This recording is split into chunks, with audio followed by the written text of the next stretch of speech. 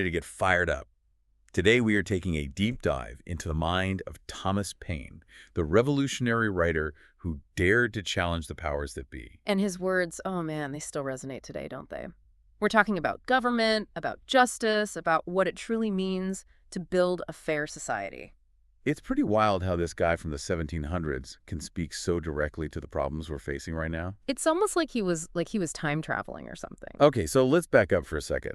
For those who might not remember every detail from history class, who was Thomas Paine? Well, he was born in England back in 1737. 1737, wow. And honestly, his early life, kind of all over the place, tried a bunch of different jobs, didn't really find his groove till later. So when does America enter the picture? He emigrated here in 1774, right when things were heating up. At 37 years old, so not exactly a spring chicken. Nope, not at all. But he was like a late bloomer, you could say. And thank goodness he bloomed, because just a few years later, boom, he writes Common Sense.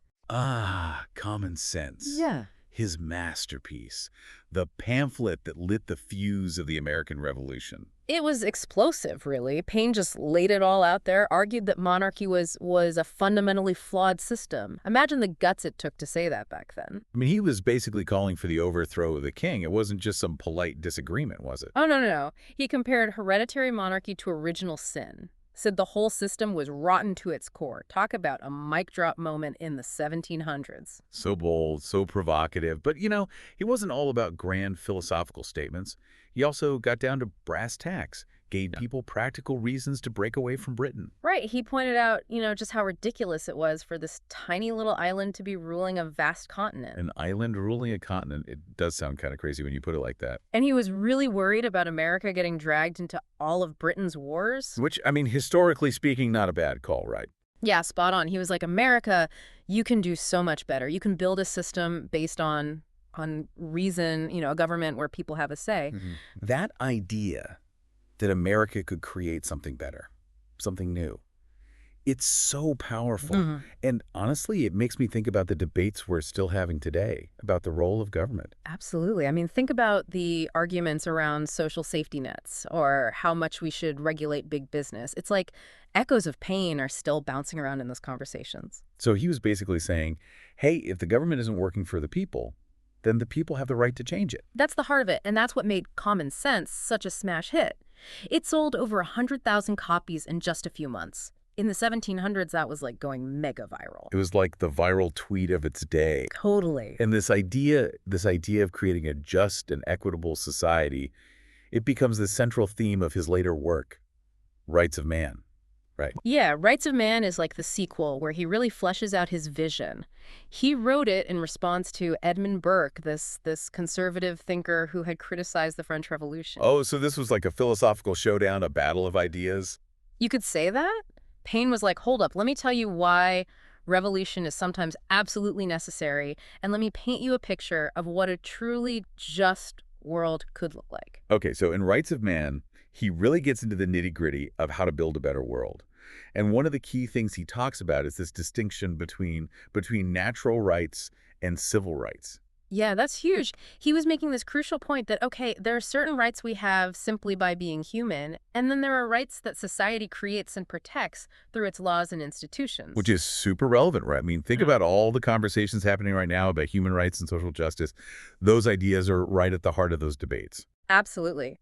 And Paine was laying the groundwork for those discussions centuries ago. He was arguing that any truly just society has to recognize and protect both natural and civil rights.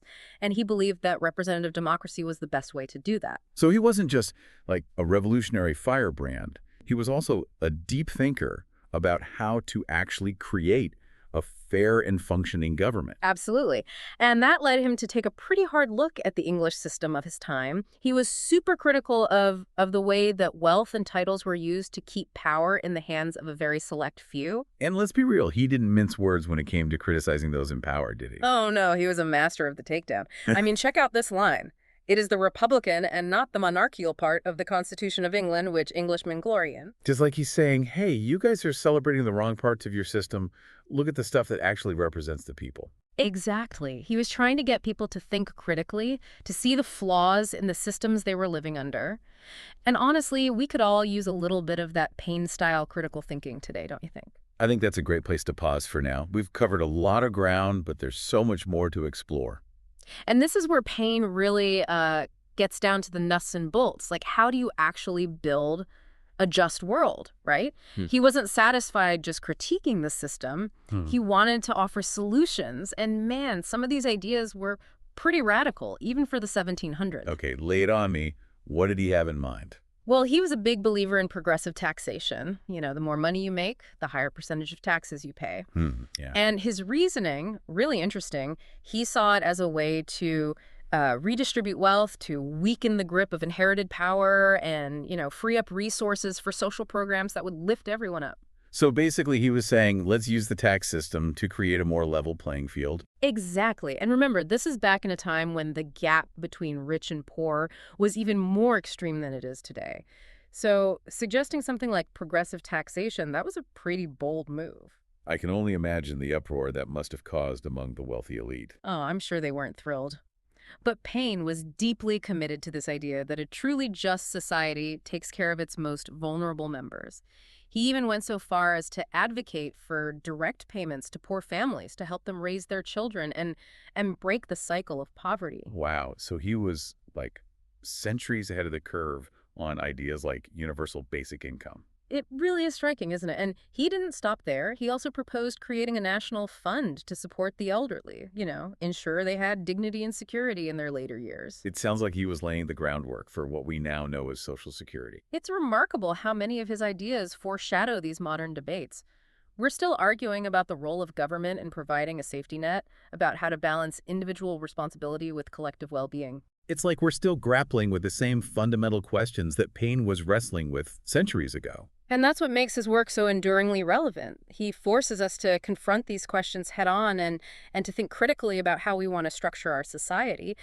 For Paine, it wasn't just about tearing down the old system. He genuinely believed in human progress and the power of reason to create a better world. And all of this, all these ideas about social programs and a just society, they were rooted in his concept of the social contract, right? Yeah. Absolutely. He believed that government exists to serve the common good, not just the interests of the powerful or the wealthy.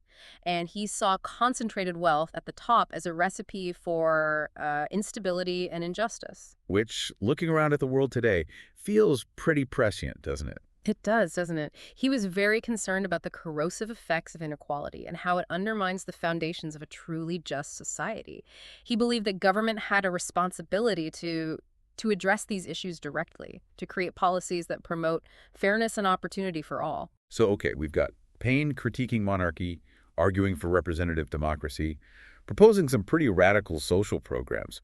What else was on his agenda for building a better world? Well, one of his most important legacies, I think, is his insistence that we constantly question and refine our systems of government. So he wasn't about just setting things in stone and saying, okay, that's it, we're done. Not at all. He saw constitutions as living documents, agreements that should be revisited and improved upon as society learns and grows. So he was open to, like, completely overhauling the system if he thought it was necessary. He was a believer in radical change when it was called for. But it wasn't just about, tearing things down. He had this deep faith in human progress and the power of reason to make the world a better place. It's interesting, that balance of radicalism and optimism. Do you think if he were alive today, he would be encouraged by the progress we've made, or would he be more kind of disillusioned by how much inequality and injustice still exists? That's a really good question, and I think it's one that each of us has to answer for ourselves. When you look at the world through Paine's eyes, his focus on reason and justice, his belief that we can create a more perfect union, what do you see? Do you see progress? Do you see setbacks? Or do you see a bit of both? Honestly, I see a little bit of everything. We've definitely made strides in some areas like human rights and democratic participation. But then there are these massive challenges that feel almost overwhelming sometimes. Poverty, climate change, political polarizations. Like, are we really any closer to that more perfect union that Paine envisioned? And that, I think, is the power of engaging with his work. It forces us to wrestle with those questions, to confront the gap between our ideals and the realities of the world we live in. It's a reminder that building a just society is a process, a constant struggle that requires our attention and our action. It's not something we can just like check off our to-do list and say, okay, we're done. It's an ongoing project. Exactly. And it's a project that each generation has to take up anew. It's kind of amazing when you think about it. Like here's this guy writing pamphlets in the 1700s, and his words are they're still so relevant today. It's true. It really shows you these big questions about justice and equality, the role of government. Those aren't new. People have been wrestling with these things for centuries. It's almost humbling, to think we're still trying to figure out some of the same stuff they were debating back in Paine's day. It is. It kind of reminds you that progress, it isn't always a straight line. There are going to be setbacks, there are going to be challenges. But I think it's also hopeful in a way to realize that people have been fighting for these ideals for so long. It's like we're all part of this much bigger story, a story that Paine helped to write. And I think that's what's so inspiring about Paine. It's that belief he had in the power of regular people to make a difference. He wasn't writing for some elite group. He was writing for everyone. He wanted to give people the tools to think for themselves, to fight for something better. And he was so good at that, at communicating these complex ideas in a way that anyone could understand. He knew that reason alone wasn't going to be enough. He had to connect with people on an emotional level to make them really feel the injustice of the system and the possibility of creating something better. Yeah, some of his most famous lines, they hit you in the gut, don't they? Like, these are the times that try men's souls, or, oh man, this one gives me chills every time. The Almighty hath here entered his protest against monarchical government. That's not just some intellectual argument. That's a call to action. He was a master of rhetoric. He used such vivid imagery and powerful language, and it worked. People were reading his pamphlets. They were talking about them, debating them. He helped to change the course of history. So I got to ask, what do you think? If Paine were here today, looking at the world we're living in, what would he say to us? What advice would he give? That's a tough one. But I think he'd probably remind us that, the fight for a just and equitable society, it's never really over. It's something we have to keep working at constantly. We got to be vigilant. We got to think critically. We got to be willing to challenge the status quo. So no resting on our laurels, huh? Not a chance. I think he'd also encourage us to engage in civil discourse, to really listen to each other, even when we disagree, and to never stop questioning the systems we live under. And, he'd probably say we owe it to future generations to keep fighting for a better world, right? Absolutely. He really believed in the idea of progress, that each generation has a responsibility to build on the work of those who came before. To learn from the past, but not be bound by it. To use our reason and our compassion to create a future that's more just, more equitable, more fulfilling for everyone. Man, what a legacy. It is. So for anyone listening who wants to, really dive into Paine's work, where should they start? Well, Common Sense and Rights of Man, they're both, widely available online libraries. I definitely recommend checking them out, reading them for yourself, grappling with his ideas. It's amazing to think, here's this guy from the 1700s, but he still has so much to teach us about building a better world. It just goes to show, great ideas, they really do stand the test of time. Well, on that note, I think we've reached the end of our deep dive into the mind of Thomas Paine. Hope you all enjoyed the journey, and who knows, maybe it sparks some new ideas for how we can all work together to create that more perfect union. Thanks for joining us. Loved this video? Smash that like button and subscribe so you don't miss out on future content. And don't forget to order the book, link below.